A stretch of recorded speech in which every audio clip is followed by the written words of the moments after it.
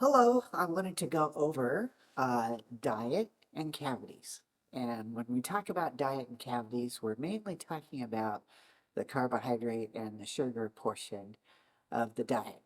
As you all know, there's three main food groups. You have the fats, the proteins, and the carbohydrates. And as far as dental cavities go, it's mainly concerned with the sugars.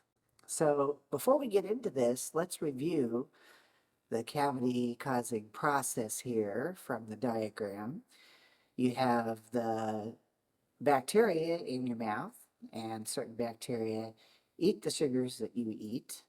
From those sugars, the bacteria produce acid, which dissolves the layer of the tooth called enamel. Once it's reached to the second layer of the tooth called the dentin, that's called a cavitated lesion and commonly referred to as a cavity.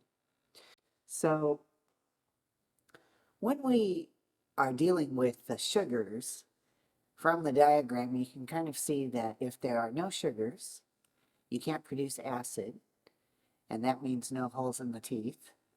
An added bonus is that those bacteria that eat the sugars, they don't have anything to eat, so they decrease in numbers. They die off, not completely, but significantly. As we can see then, no sugars equals no cavities. Little sugar equals little cavities, and less frequency of sugar equals less cavities.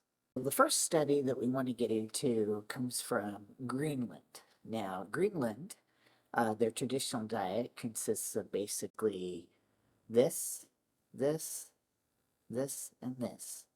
According to a quick Google search, their traditional soup consisting of seal meat, raw whale skin, and blubber, something that I don't want to taste, and I don't think there's too many people around that would like to live on this type of a diet. And after not having uh, carbohydrates and sugars for my life, I would be ready for something like this. And so they were.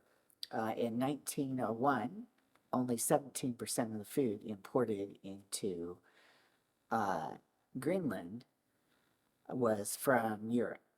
And by 1930, up to 90% of the food was imported from Europe. And most of this imported food, or much of it, was sugars. And that's how sugars became introduced into the island.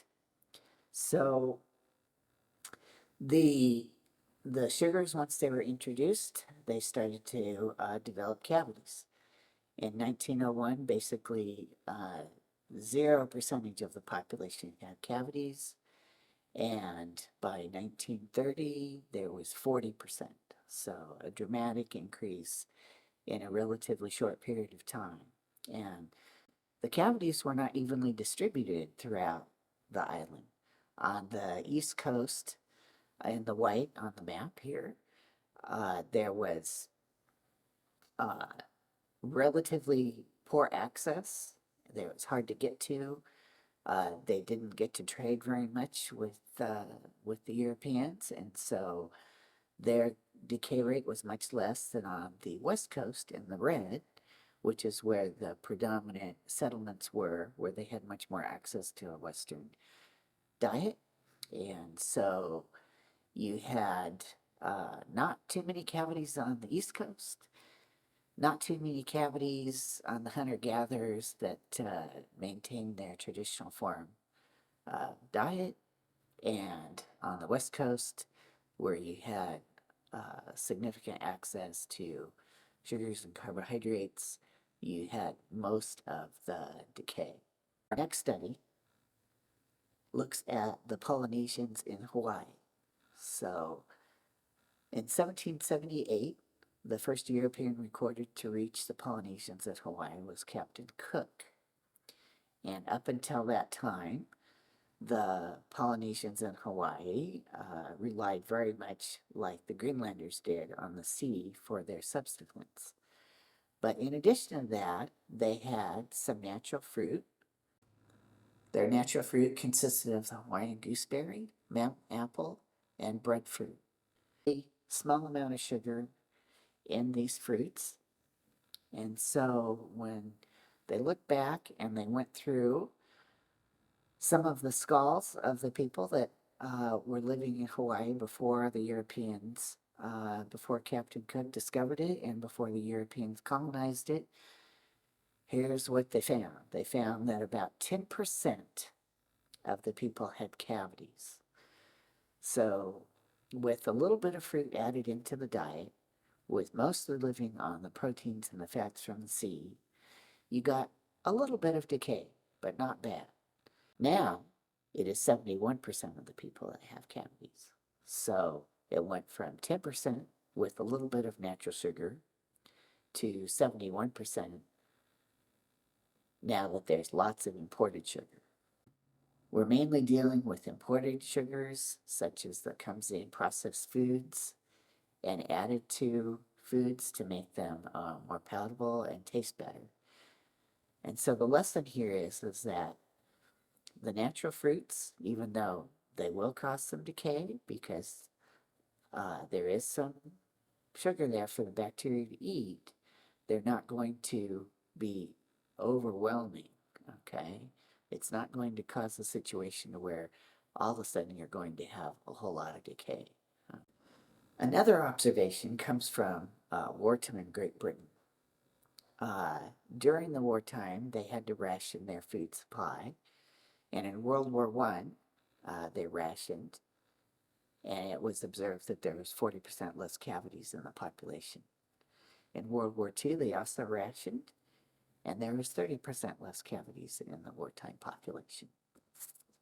Knowing that people who did not have access to a great deal of sugars or no sugars had little to no cavities, and also knowing that in societies where the food was rationed or reduced in supply, the cavity rate decreased, led to a study in Sweden at a mental institution, and I may be not pronouncing this correctly, so my apologies to the Swedes, the VPONI study, which was done at a facility, and it was a well-conducted study that was set out to determine, in the words of the authors, long-term studies on human beings seem to be the only method of capable of answering the question of causal relationship between carbohydrate intake and dental caries. So what was done at this facility is that the patients were all divided over a long period of time into different groups, and they were fed various amounts of sugars, and the types of sugars vary. There were some sugars that were in drinks that did not stick to the teeth. There were some sugars that were sticky taffies that did stick to the teeth. And what they determined over time was that the more frequently the subjects had the sugar, and the more frequently that sugar was in a form of very sticky substances that stayed on the teeth, the more cavities that were developed. The question then became, well, how frequently, do you need to have sugars in order to cause some significant amount of decay? And the truth is that it's not all that much. So they had regular meals, breakfast, lunch, dinner. And then in between these meals, they gave them sticky candy at 9:30 in the morning, 10:30 in the morning, and then after lunch at 1:30 in the afternoon and 2:30 in the afternoon.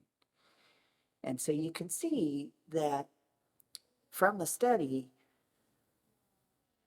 carbohydrate and sugar consumption frequently between meals leads to a significant amount of decay. So I don't think, at least I know I don't want to go back to a diet such that the Greenlands had, but it isn't too difficult to control the frequency of your sugar intake between meals. and this will make a significant difference.